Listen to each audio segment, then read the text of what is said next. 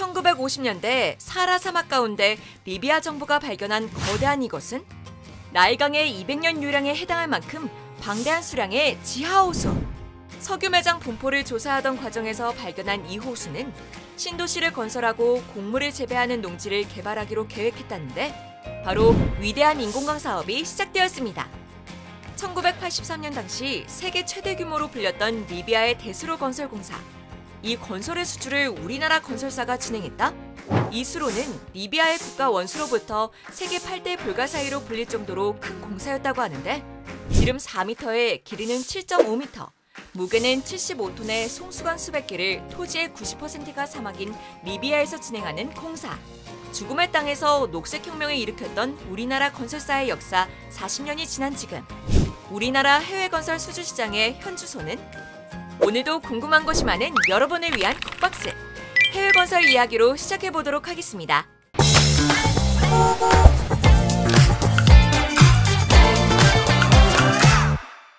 코로나19 이후 해외 건설 수출 시장은 원자재 가격 급등과 같은 원인으로 인해 중국 외의 나라들은 경쟁력을 잃어 수주에 많은 어려움을 겪고 있는 것이 사실입니다. 3고, 고물가, 고금리, 고환율 시대와 경기 침체 위기에 우리나라의 건설 시장에서 경쟁력을 갖기 위해 가야 할 방향은? 국내 건설 시장을 먼저 살펴볼까요? 건설과 근접하게 맞닿아 있는 영역 중 하나는 바로 물류. 다양한 물자가 건설 현장으로 갈 수 있도록 지원되기 위해서는 물류 시장의 안정이 필수 조건이라고 할 수 있는데요. 얼마 전 우리나라에서 화물연대 집단 운송 거부로 인해 건설 현장까지도 멈춰버린 사태가 발생하였습니다. 다시는 이런 일이 발생하지 않도록 하기 위해서는 근본적으로 제도를 개선하여 우리나라 물류 시장의 산업 구조가 나아질 수 있도록 하는 한편 문자, 전화 등으로 협박하거나 현장의 통행을 방해하는 등의 불법 행위에 대해서는 단호하게 대처하는 방안에 대해서 정부가 발표하였습니다. 또한 수급 관리를 위해 운송사가 운전자와 차량을 직접 보유하고 관리하는 직영업체를 신규로 공급하는 데 허가를 우선적으로 추진하도록 하며 시장의 수요에 따라 일반 화물차와 특수차종 간의 이동을 자유롭게 하도록 하겠다고 합니다. 택배 파업 등으로 인한 배송 지연 피해 해소를 위해 철도와 같은 대체 수송 역할에 관한 법적 근거 또한 명확하게 하고 외국인 고용 등의 허가 요건을 완화하여 안정적으로 인력을 수급하여 안정적인 건설 현장을 만들도록 노력하겠다고 합니다.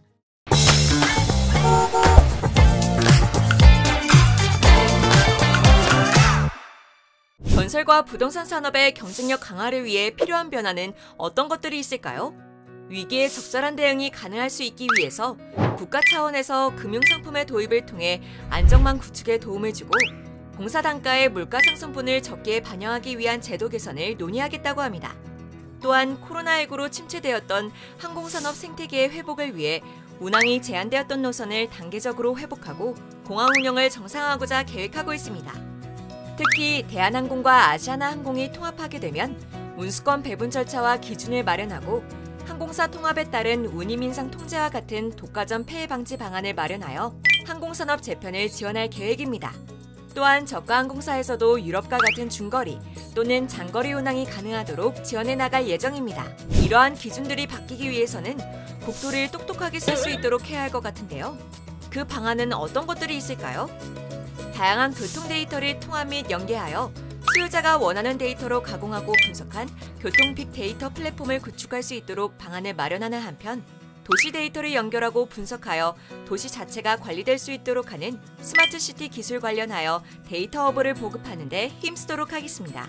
또한 자율자동차와 UAM과 같은 상용화 필수 기술로 정밀도로 지도와 일대천 전자지도 구축을 확대하여 디지털 트윈 기술을 고도화하고자 하며 항공위성 서비스인 카스를 통해 내비게이션, UAM, 드론, 스마트폰 등 위치 기반 서비스의 정확도 향상에 기여하고자 합니다. 도로의 모빌리티 신기술을 구현해 볼 수 있는 모빌리티 혁신 고속도로 선정은 기존의 물리적 인프라가 디지털로 전환할 수 있는 계기가 될 것입니다.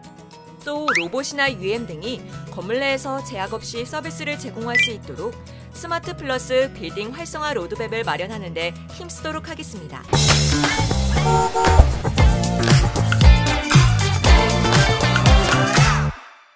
스마트한 건설 기술로 해외 건설 산업에서 우리나라는 어떤 경쟁력을 갖출 수 있게 될까요?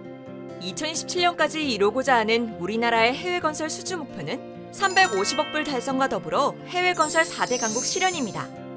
민관이 합동으로 해외 건설 수주 지원단을 꾸려 해외에 집중 공략할 수 있는 핵심 프로젝트를 선정하여 단계별로 수주 계획을 수립하고 진출하고자 국가 차원에서 지원하고자 합니다.